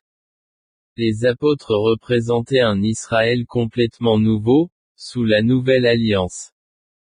Et sa nomination, contournant le système religieux du judaïsme officiel, signifiait un message de jugement contre la nation d'Israël. De toute évidence, ces 12 hommes ordinaires n'étaient pas destinés à jouer un rôle ordinaire. Ils ont pris la place du chef des 12 tribus. Ils étaient la preuve vivante que le royaume que Jésus était sur le point d'établir était complètement différent du royaume auquel la plupart des Israélites s'attendaient. Luc 6 verset 13 dit, « Il en choisit 12, qu'il appela aussi apôtres. » Le titre seul était significatif. Le verbe grec apostello signifie « envoyer ». La forme nominale, apostolos, signifie « celui qui est envoyé ». Le mot espagnol apôtre est une translittération plutôt qu'une traduction du mot grec. Les apôtres ont été « envoyés ». Mais ils n'étaient pas que des messagers. Le mot grec pour « messager » était angelos, d'où vient le mot « ange ». Un apostolos était quelque chose de plus important qu'un messager ou un héros. Apostolos a communiqué l'idée d'ambassadeur, délégué, représentant officiel. En araméen, le mot a un parallèle exact, shala. Rappelez-vous qu'à l'époque de Jésus, la langue commune en Israël, la langue que Jésus lui-même parlait, n'était pas l'hébreu mais l'araméen. Au cours de ce premier siècle de culture juive, le shala était un représentant officiel du Sanhédrin, le conseil dirigeant d'Israël. Un shala exerçait tous les droits du Sanhédrin. Il parlait pour eux, et quand il parlait, c'était avec son autorité. On lui accordait le même respect et la même déférence que le conseil lui-même. Mais il n'a jamais livré son propre message, sa tâche était de transmettre le message du groupe qu'il représentait. La fonction de shala était bien connue. Les shalas étaient chargés de régler les différends juridiques ou religieux et agissaient avec la pleine autorité du conseil plénier. Certains rabbins éminents avaient aussi leur chala, des envoyés qui enseignaient leurs messages et les représentaient avec toute leur autorité.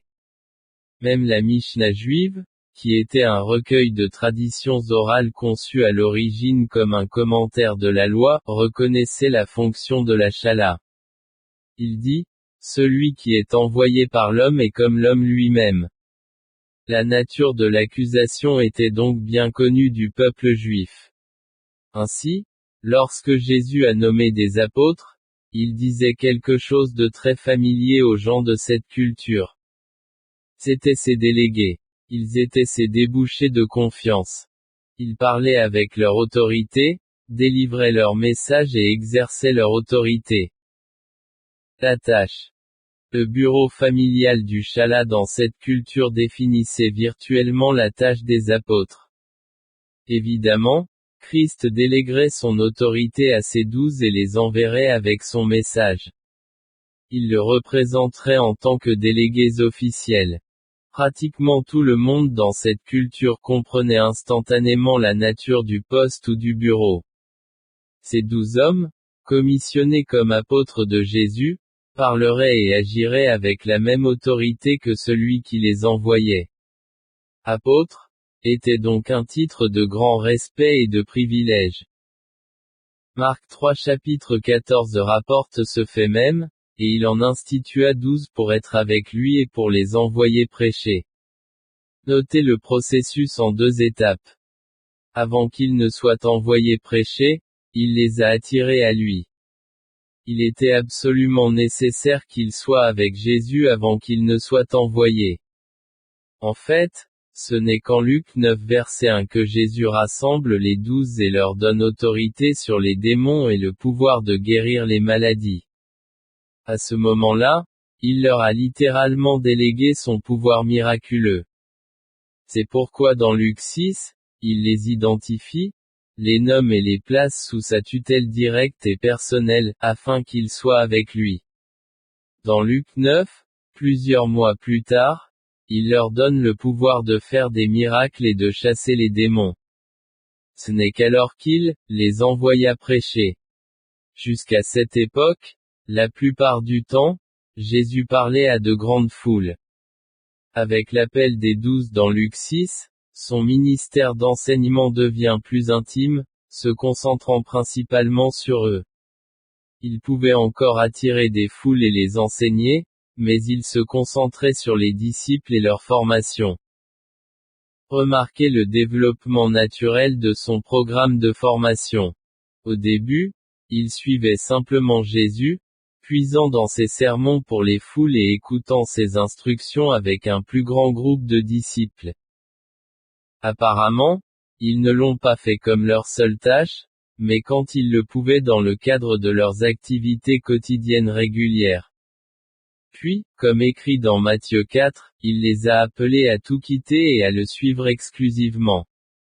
Maintenant, dans l'incident enregistré par Luc, chapitre 6, et Matthieu, chapitre 10, il en sélectionne 12 parmi le groupe de disciples qui l'ont servi à plein temps, les identifie comme des apôtres et commence à concentrer davantage ses énergies sur leur instruction personnelle. Plus tard, il les doterait de l'autorité et du pouvoir d'accomplir des miracles. Enfin, je les enverrai. Au début, sur des affectations caractérisées par des missions courtes après lesquelles il devait revenir. Mais quand il est parti pour retourner vers le Père, les disciples ont dû sortir par eux-mêmes. Il y a une nette progression dans sa formation et son entrée subséquente dans un ministère à plein temps. Ce ne sont plus des disciples, mais maintenant ce sont des apôtres, chala. Ils occupent maintenant un poste, une fonction importante. Dans son évangile, Luc utilise le mot « apôtre » 6 fois, et en Actes, une 30aine de fois.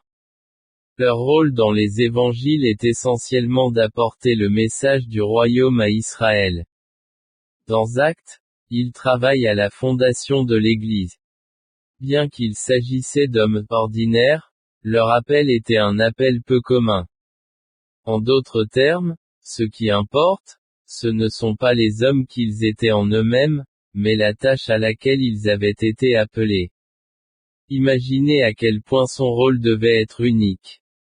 Non seulement devait-il fonder l'Église et fournir un leadership central à mesure que l'Église primitive grandissait et se multipliait, mais il devait également être les canaux par lesquels la majeure partie du Nouveau Testament serait donnée.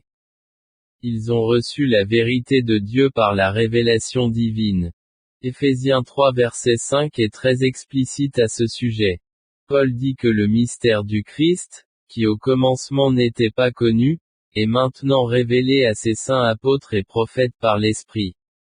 Ils n'ont pas prêché un message humain. La vérité leur a été donnée par révélation directe.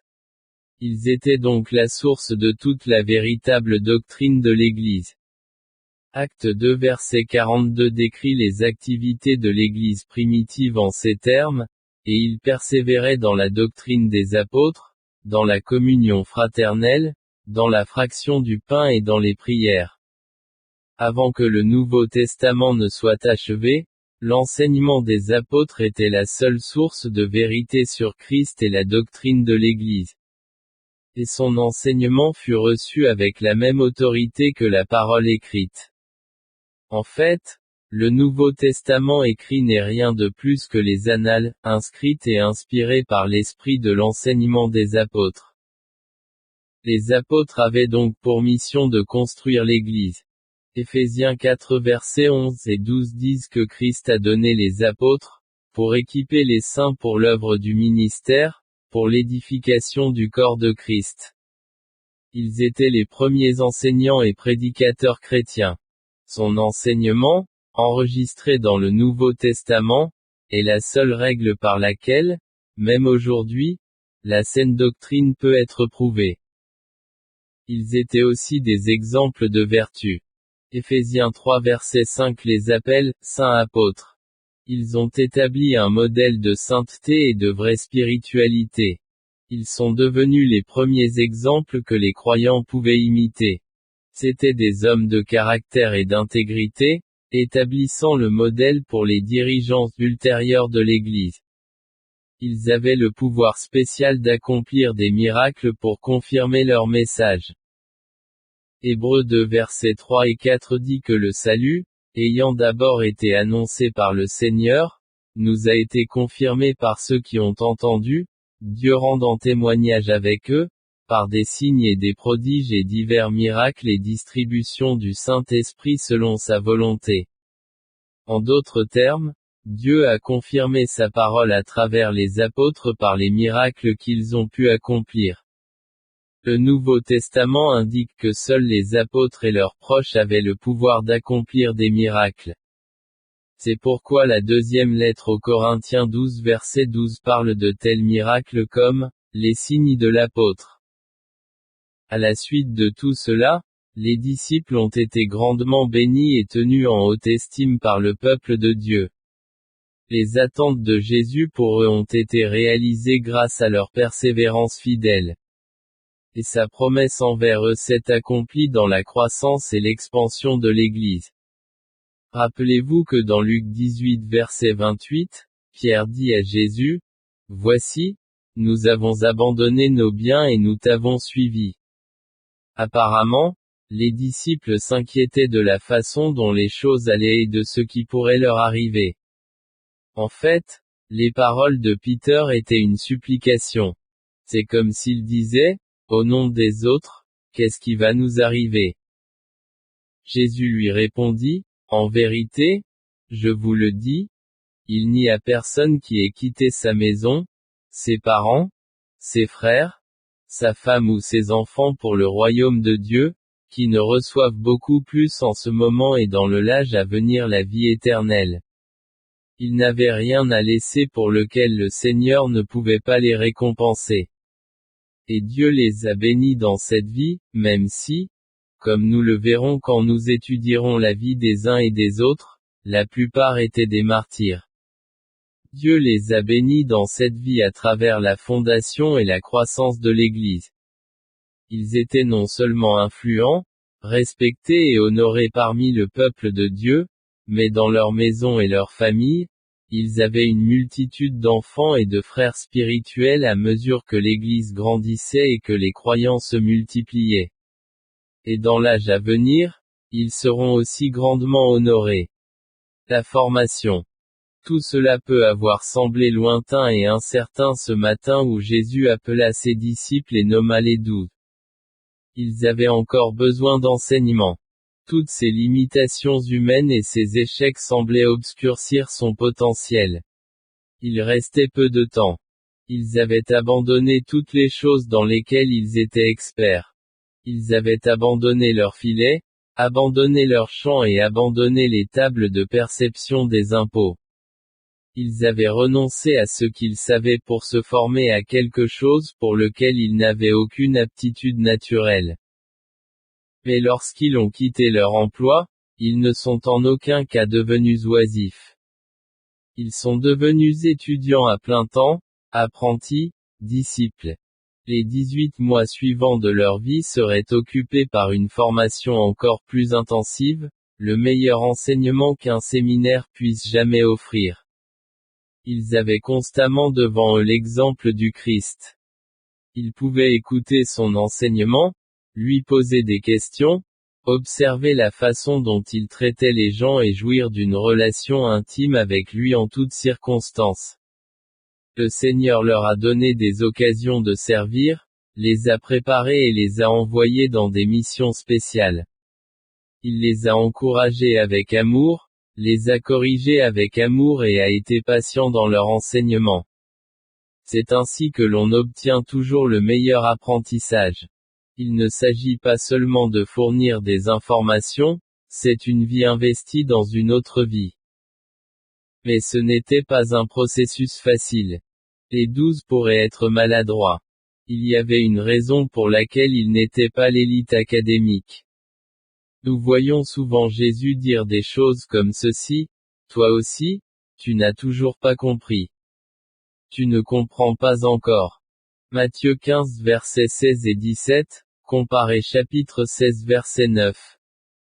Ou insensé et lent de cœur à croire. Luc 24 verset 25. Il est intéressant de noter que l'Écriture ne cache pas ses défauts. Parce qu'il ne s'agit pas de les projeter comme des luminaires super sanctifiés ou de les élever de la catégorie de simples êtres mortels. Si tel avait été le cas, il n'y aurait aucune raison d'enregistrer ces faiblesses de caractère. Mais au lieu de cacher ses défauts, l'Écriture semble vouloir mettre en lumière ses faiblesses humaines. C'est un magnifique rappel que, notre foi n'est pas fondée sur la sagesse des hommes, mais sur la puissance de Dieu, 1 Corinthiens 2 verset 5. Pourquoi le processus d'apprentissage était-il si difficile pour les apôtres? Premièrement, parce qu'ils manquaient de compréhension spirituelle. Ils étaient lents à entendre et lents à comprendre. À de nombreuses reprises, ils étaient denses, insensés, maladroits et aveugles. Le Nouveau Testament utilise tous ces termes ou leurs équivalents pour s'y référer. Alors, comment Jésus a-t-il résolu son manque de compréhension spirituelle? Il a continué à leur enseigner. Même après sa résurrection, il est resté sur terre pendant 40 jours. Acte 1 verset 3 dit que pendant ce temps, il continua à leur parler du royaume de Dieu. Et il a continué à les enseigner jusqu'au moment même où il est monté au ciel. Un deuxième problème qui a rendu le processus d'apprentissage difficile pour les disciples est qu'ils n'étaient pas humbles. C'étaient des gens qui ne se souciaient que d'eux-mêmes, ils se concentraient sur leurs propres intérêts, ils étaient carriéristes et fiers. Ils ont passé énormément de temps à discuter de ce qui était le plus important d'entre eux. Matthieu 20 versets 20 à 28, Marc 9 versets 33 à 37, et Luc 9 verset 46. Comment Jésus a-t-il surmonté ce manque d'humilité? Être lui-même un exemple d'humilité. Il leur a lavé les pieds. Il leur a appris à être des serviteurs. Il s'est humilié, jusqu'à la mort sur une croix. Troisièmement, Non seulement il manquait de compréhension et d'humilité, mais il manquait aussi de foi. Ce n'est que dans l'évangile de Matthieu que Jésus leur dit 4 fois, aux gens de peu de foi, chapitre 6 verset 30, chapitre 8 verset 26, chapitre 14 verset 31, et chapitre 16 verset 8. Dans Marc 4 verset 40, il leur demande, « Comment se fait-il que vous n'ayez pas la foi ?» À la fin de l'évangile de Marc, après avoir passé des mois d'apprentissage intensif avec Jésus, et même après sa résurrection d'entre les morts, Marc écrit, « Et il leur reprocha leur incrédulité et leur dureté de cœur » Marc 16 verset 14. Quel était le remède que Jésus a appliqué pour son manque de foi? Il a continué à accomplir des miracles et des événements prodigieux. Les miracles n'étaient pas principalement au profit des incroyants, la plupart de ces miracles ont été accomplis délibérément, en présence de ses disciples, afin que leur foi puisse être renforcée, Jean 20 verset 30. Quatrièmement, il manquait d'engagement. Alors que les foules jubilaient et que les miracles se multipliaient, ils étaient fous de joie. Mais quand les soldats ont fait irruption dans le jardin pour arrêter Jésus, ils l'ont abandonné et se sont enfuis, Marc 14 verset 50. Le chef du groupe a fini par renier son professeur et jurer qu'il n'avait jamais vu un tel homme. Comment Jésus a-t-il remédié à sa tendance à la défection? Intercède pour eux dans la prière. Jean 17 raconte comment Jésus a prié pour qu'ils restent fidèles afin que le Père les emmène au ciel, versets 11 à 26. Cinquièmement, il manquait de puissance. Dans leur propre force, ils étaient faibles et sans défense, surtout lorsqu'ils devaient affronter l'ennemi. Il y avait des moments où ils essayaient mais ne pouvaient pas chasser les démons. Leur manque de foi les a rendus incapables d'exercer le pouvoir qui était à leur disposition. Que fit Jésus pour remédier à cette lacune? Le jour de la Pentecôte, il envoya le Saint-Esprit habiter en eux et leur donner de la puissance. Il le leur avait promis quand il leur avait dit, « Mais vous recevrez une puissance lorsque l'Esprit Saint viendra sur vous, et vous serez mes témoins à Jérusalem, dans toute la Judée et la Samarie, et jusqu'aux extrémités de la terre. » Acte 1 verset 8. Cette promesse a été puissamment tenue. Nous sommes enclins à regarder ce groupe avec toutes ses faiblesses et à nous demander pourquoi Jésus n'aurait pas choisi une autre classe d'hommes.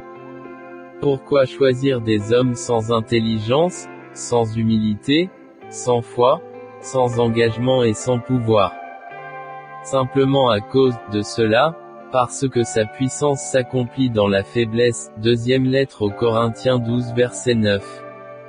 Encore une fois, nous voyons comment il choisit les choses faibles de ce monde pour confondre les fortes.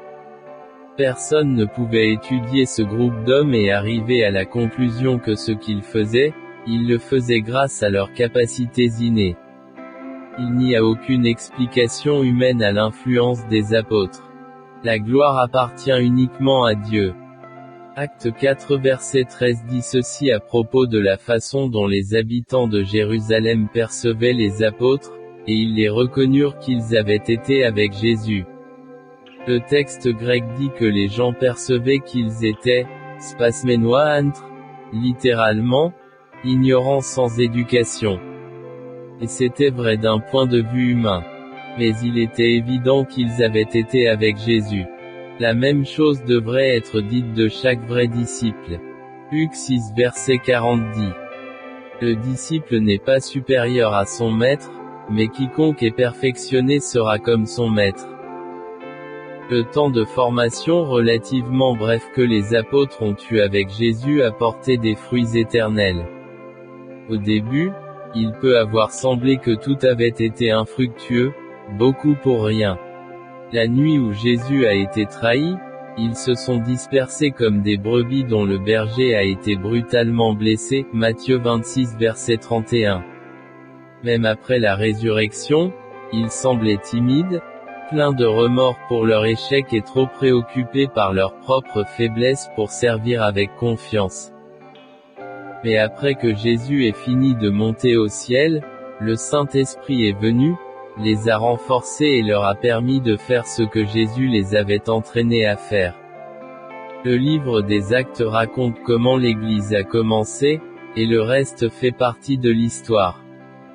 Ces hommes, à travers l'héritage du Nouveau Testament et le témoignage qu'ils ont laissé derrière eux, continuent de changer le monde aujourd'hui.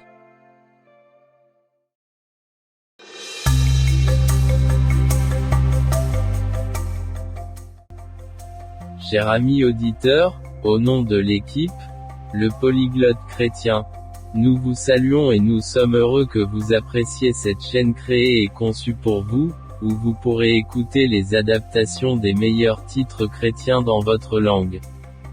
Des livres écrits par des auteurs de renom dans le domaine chrétien, et inspirés par la parole de Dieu. Nous vous encourageons à nous rejoindre et à profiter de cette nouvelle série de livres audio intitulée « 12 hommes ordinaires », écrite par le pasteur John MacArthur. Auteur de ce titre et d'autres titres célèbres. John MacArthur naît à Los Angeles, Californie, le 19 juin 1939, est un pasteur et auteur américain, connu pour son émission de radio d'enseignement chrétien diffusée à l'échelle internationale, Grace to You. Il est pasteur et enseignant de Grace Community Church à Sun Valley, Californie depuis le 9 février 1969 et est actuellement également président du Masters College de New Hall, Californie et du Teachers Seminary de Los Angeles. Contrairement à la croyance populaire, nous n'avons pas besoin d'être parfaits pour accomplir l'œuvre de Dieu. John MacArthur examine les 12 hommes que Christ a choisis comme disciples et nous aide à découvrir comment nous pouvons transformer nos propres imperfections en outils utiles pour avoir un impact sur les autres. Sans aller plus loin, les faiblesses des 12 disciples sont préservées à jamais à travers les pages du Nouveau Testament.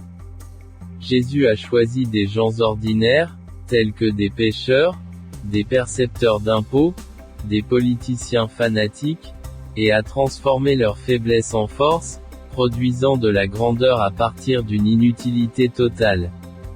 MacArthur expose les principes de la formation soigneuse des 12 premiers disciples, pour les disciples modernes comme vous. La semaine prochaine nous vous invitons à nous suivre avec un nouveau chapitre de cette série intitulée « 12 hommes ordinaires ». Et si vous avez aimé cette vidéo et la chaîne, nous vous encourageons à nous soutenir pour grandir en donnant des j'aime, et en vous abonnant afin que nous puissions continuer à travailler pour vous apporter le meilleur contenu. Nous vous verrons la semaine prochaine. Que Dieu te bénisse.